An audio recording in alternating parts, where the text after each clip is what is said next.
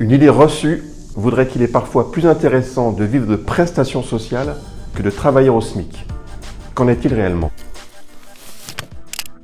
Un ménage est considéré comme pauvre si son niveau de vie est inférieur à 60% du niveau de vie médian.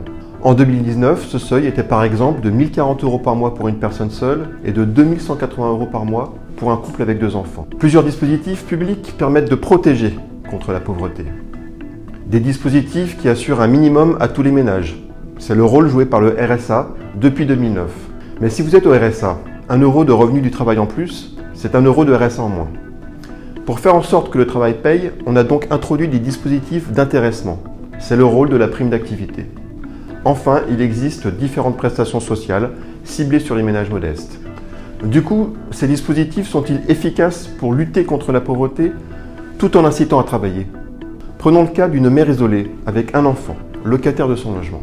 Si elle ne travaille pas, elle touchera 1 115 € par mois de prestations et son niveau de vie sera inférieur de 18% au seuil de pauvreté. Si elle travaille au SMIC à temps plein, elle touchera 1 830 € par mois, dont 625 € de prestations.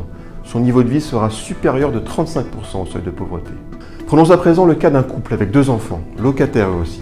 Si aucun des parents ne travaille, ce ménage touchera 1 500 € par mois de prestations, RSA, aide au logement, prestations familiales. Si chacun des parents travaille, au SMIC à temps plein, ce ménage bénéficiera d'environ 3 000 € par mois, dont un peu plus de 400 € de prime d'activité. Alors comment la protection contre la pauvreté a-t-elle évolué depuis 2000? Depuis 2000, le niveau de vie des ménages qui n'ont pas d'autres ressources que les prestations sociales a augmenté moins vite que le niveau de vie médian de l'ensemble des ménages. Du coup, ces ménages sont aujourd'hui plus éloignés du seuil de pauvreté qu'ils ne l'étaient il y a 20 ans. La situation s'est au contraire améliorée pour les personnes disposant d'un emploi, notamment à temps partiel. La prime pour l'emploi, puis la prime d'activité leur ont permis de bénéficier d'un vrai gain financier.